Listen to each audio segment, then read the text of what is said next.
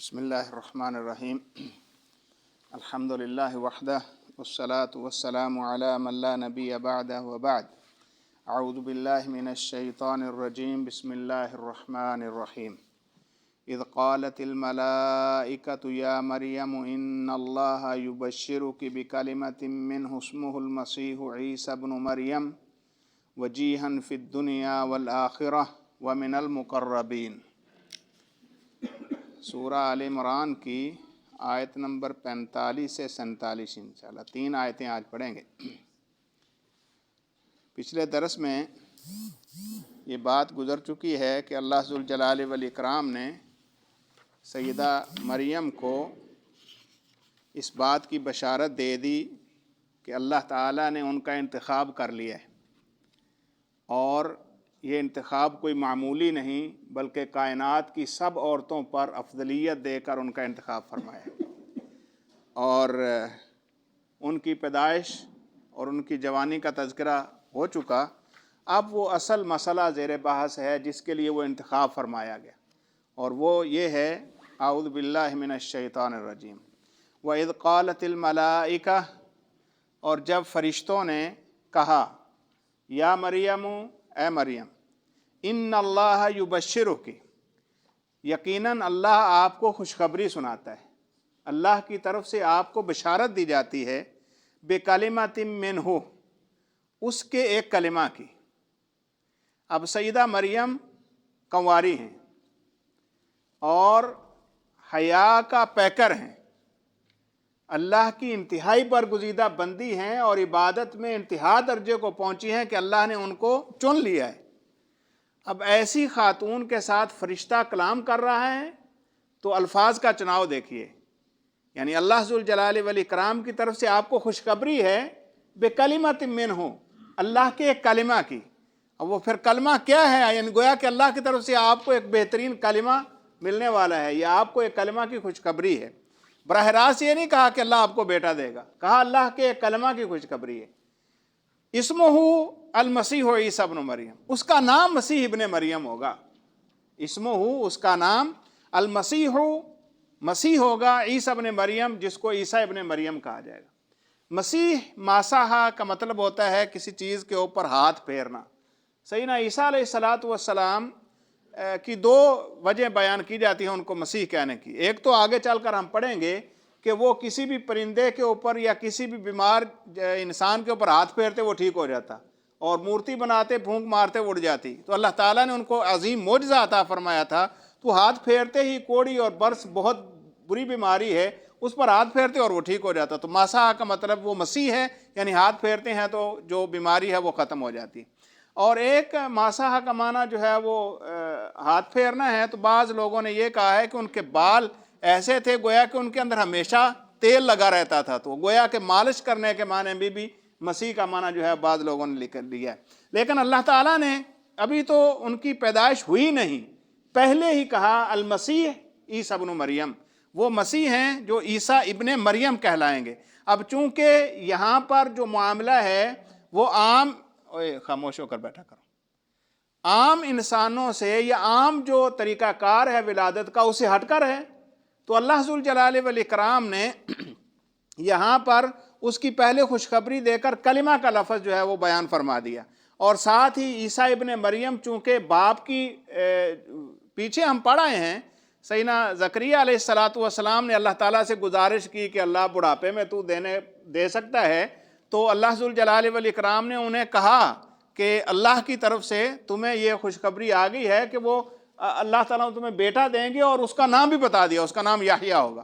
اب یہاں پر بھی سیم وہی کنڈیشن ہے، اللہ تعالیٰ نے قبل از وقت جو ہے بتا دیا کہ وہ مسیح ہوگا اور عیسیٰ ابن مریم ہوگا۔ وہاں باپ کی موجودگی ہے، اگرچہ ماں باپ دونوں بوڑھے ہیں، لیکن وہاں پر کچھ نہ کچھ ایک وہ حالت موجود ہے جو عام عرف انسانی میں جو ہے وہ چلتی ہے ولادت کی، لیکن یہاں پر تو باپ ہے ہی نہیں۔ تو اللہ ذوالجلال والاکرام نے یہ بیان فرمایا کہ وہ عیسیٰ ابن مریم ہوگا، گویا کہ اس کی نسبت جو ہے باپ کی طرف نہیں بلکہ ماں کی طرف ہوگی۔ وجیہاً فی الدنیا والآخرہ، دنیا آخرت میں وہ بڑے باروب ہوں گے۔ وجیہاً صاحب وجاہت ہوں گے، صاحب عزت ہوں گے، صاحب جو ہے وہ کمال ہوں گے۔ वजीहन फिद दुनिया वल आखिरा, वो दुनिया में भी आखिरत में भी। अब यहाँ पर ये लफ्ज़ बोल कर असल में वो जो इश्काल था कि बग़ैर बाप के पैदा होने वाला बच्चा सारी ज़िंदगी वो भी ताने सहेगा और माँ भी, उसका रद्द कर दिया। वजीहन फिद दुनिया वल आखिरा, दुनिया में भी अल्लाह ताला उनको वो रोब और दबदबा देंगे कि किसी की ये जुर्रत नहीं होगी कि उसके ऊपर बात करे, और आखिरत में भी अल्लाह ज़ुल जलाल वल इकराम ने उनको बहुत बड़ा मुकाम देना है। तो अल्लाह की नज़र में उनका मुकाम और मर्तबा बहुत बुलंद होगा। व मिनल मुकर्रबीन, और वो मेरे इंतहाई करीबी लोगों में से होगा। तो अल्लाह ज़ुल जलाल वल इकराम ने मरियम अलैहिस्सलातु वस्सलाम के दिल में जो खदशात थे वो पहली बात के साथ ही जो है वो रद्द कर दिए। ये नहीं होगा कि आपके ऊपर कोई आवाज़ कसे या आपके खिलाफ कोई बात करे, आपके उस बच्चे को सारी ज़िंदगी जो है वो ताने मिलते रहें, ऐसा नहीं है। वो मेरे ख़ास और ख़ास लोगों में से होगा और वो बड़ा रोबदार और बड़ा साहिब फरासत और बड़ा मुकाम वाला होगा। व युकल्लिमुन्नास फिल महदी व कहला, और वो लोगों से बात करेगा फिल महदी, अपने गहवारे में, अपने बिल्कुल इंतहाई बचपन। जब बच्चा झूले में होता है ना तो उसके लिए महद का लफ्ज़ इस्तेमाल होता है। व युकल्लिमुन्नास फिल महद, वो लोगों से बात करेगा उस वक़्त जब वो बिल्कुल गोद लेने वाला होगा, झूले में होगा। व कहलन, और उस वक़्त भी बात करेगा जब वो उधेड़ उम्र हो जाएगा। यहाँ दो बातें कही, एक तो वो अपने बचपन में भी बात करेगा, और ये वो मौजज़ा है जो नबी मुकर्रम सल्लल्लाहु अलैहि वसल्लम से जो है वो इस सिलसिले में हदीस साबित है। अबू हुरैरा रज़ियल्लाहु ताला अन्हु फरमाते हैं, नबी मुकर्रम सल्लल्लाहु अलैहि वसल्लम ने फरमाया, मा तकल्लम मौलूदुन फ़ी सिगरिह इल्ला ईसा व साहिब जुरैज। दुनिया में दो बच्चे हुए हैं जिन्होंने बिल्कुल बचपने में बात की है, एक सैयदना ईसा अलैहिस्सलातु वस्सलाम और एक जुरैज के ऊपर तोहमत लगी थी तो उसके खिलाफ भी एक बच्चे ने गवाही दी थी। वो फिर किसी वक्त किस्सा सुनाऊंगा आपको। तो बहरहाल अल्लाह ज़ुल जलाल वल इकराम ने उनको उस मौके पर यह बहुत बड़ा मौजज़ा अता कर दिया कि वो जिस वक़्त बच्चे का बोलना मुमकिन नहीं है उस वक़्त उन्होंने बात की। तो अल्लाह ज़ुल जलाल वल इकराम ने उनको ये बतौर मौजज़ा ज़िक्र कर दिया कि वो लोगों से बात करेंगे बिल्कुल अपनी इब्तदाई उम्र में, व कहलन, और उस वक़्त जब वो बुढ़ापे को पहुँच जाएंगे, या ये जिस वक़्त जो है वो इंसान जवानी से ढलता है तो उसके लिए कहल का लफ्ज़ बोला जाता है। तो अब इस पर यह भी खुशखबरी थी कि वो बच्चा जो है ये नहीं है कि थोड़े अरसे के लिए रहेगा, बल्कि वो अपनी ज़िंदगी का एक लंबा अरसा गुजारेगा। और एक यहाँ पर बाद लोगों ने बल्कि हमारा अकीदा ये है कि सैयदना ईसा अलैहिस्सलातु वस्सलाम वो अल्लाह ज़ुल जलाल वल इकराम ने उठा ली और दोबारा फिर वो दुनिया में आएंगे। और ये सारी तारीख़ी किताबें और जितने भी इस्लामी लिटरेचर है यहूद और नसारा का, उसके अंदर ये पाया जाता है कि सैयदना ईसा अलैहिस्सलातु वस्सलाम जवानी के अंदर ही, ईसाइयों का ये ख्याल है कि उनको फांसी दे दी गई, सूली चढ़ा दिया गया, और जो यहूदी हैं वो कहते हैं कि हमने उन्हें कत्ल कर दिया। बहरहाल वो जवानी का वाक़यात वहाँ मिलते हैं। तो यहाँ अल्लाह कहते हैं वो फिल महदी व कहला, वो बात करेगा अपने बचपन में भी और अपनी अधेड़ उम्री में भी। तो अब ऐसी सूरत फिर यही बचती है कि अगर तुम दोनों गिरोह ये समझते हो कि जवानी में चले गया, तो कुरान तो ये कहता है वो बात करेगा तो लाजमी दोबारा फिर वो नज़ूल होगा और अल्लाह ज़ुल जलाल वल इकराम के नबी मुहम्मदुर रसूलुल्लाह सल्लल्लाहु अलैहि वसल्लम की बातें जो है वो लोगों में, दीन तो एक ही है शुरू से लेकर हम पहले पढ़ते चले आ रहे हैं, तो वही दीन की असल बातें जो यहूद नसारा के अंदर गलत रिवाज पाई थी तो उनका कला कमा करके सही बात जो है दोबारा लोगों को पहुँचाएगा। वो युकल्लिमुन्नास फिल महदी व कहला व मिनस सालिहीन, और वो अल्लाह के इंतहाई नेक लोगों में से होगा। यहाँ पर भी रद्द है ईसाइयों के उस अकीदे का कि वो अल्लाह है, वो तो अल्लाह का बंदा है बड़ा नेक, सालिहीन में से है नेक लेकिन है बंदा। अल्लाह ज़ुल जलाल वल इकराम की ज़ात मुबर्रा है उन तमाम चीज़ों से जिस तरह के इत्तेहामात और इल्ज़ामात लगाते हैं। सैयदना ईसा वो अल्लाह के नेक और बदगुज़ीदा बंदों में से है। अब ये बात आकर फरिश्ते ने बता दी सैयदा मरियम को कि आपको अल्लाह ताला एक कलमा के ज़रिए आपके यहाँ जो है वो बच्चा देगा और उसका नाम ईसा बिन मरियम होगा। दुनिया आखिरत में अल्लाह ताला उसको बड़ा बुलंद मुकाम अता फरमाएंगे और वो बचपन में भी बात करेगा और बुढ़ापे में भी लोगों को दीन की बातें सिखाएगा। कालत रब्बी अन्ना यकून ली वलद, वही बात जो सैयदना ज़करिया ने कही थी, अल्लाह बच्चा होगा कैसे। कालत सैयदा मरियम कहने लगी रब्बी ए मेरे रब, अन्ना यकून ली वलद, कैसे हो जाएगा मेरे यहाँ बच्चा, वलम यमससनी बशर, मुझे तो किसी इंसान ने छुआ तक नहीं, लम यमससनी नहीं छुआ मुझे, बशर उन किसी बशर ने।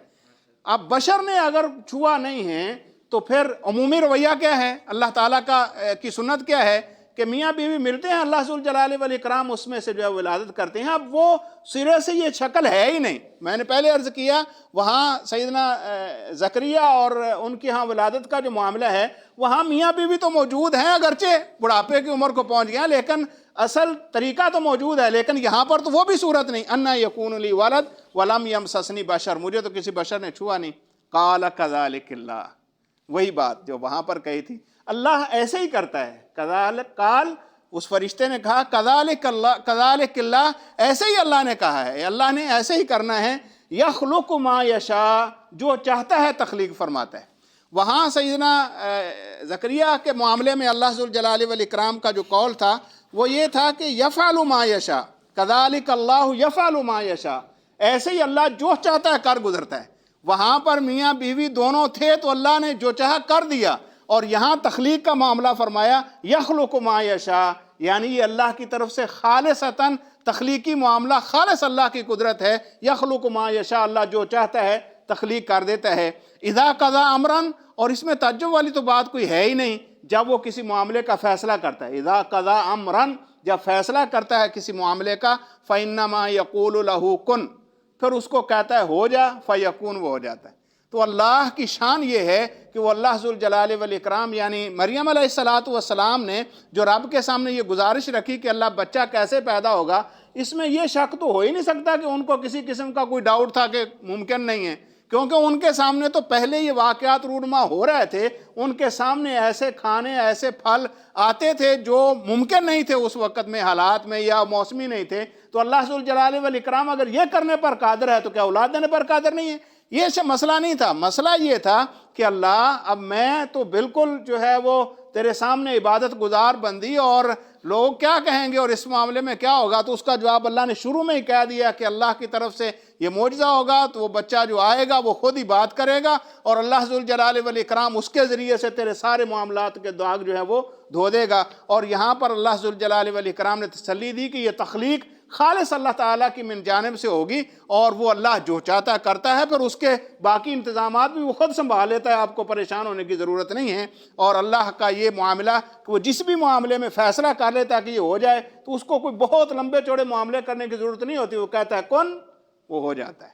تو اللہ ذو الجلال والاکرام نے ان آیات کے اندر کچھ تو وہ عقائد کی خرابیاں جو یہود و نصارہ میں تھیں ان کو ذکر کیا، اور باقی اپنے معجزات کا تذکرہ کیا۔ اللہ سے دعا ہے اللہ ذو الجلال والاکرام حقیقی معنوں میں اللہ کو اللہ ماننے والا بنا دے، اللہ اپنے رحمت کے ساتھ ہمارے گناہوں کو معاف فرما دے۔ وآخر دعوانا الحمدللہ۔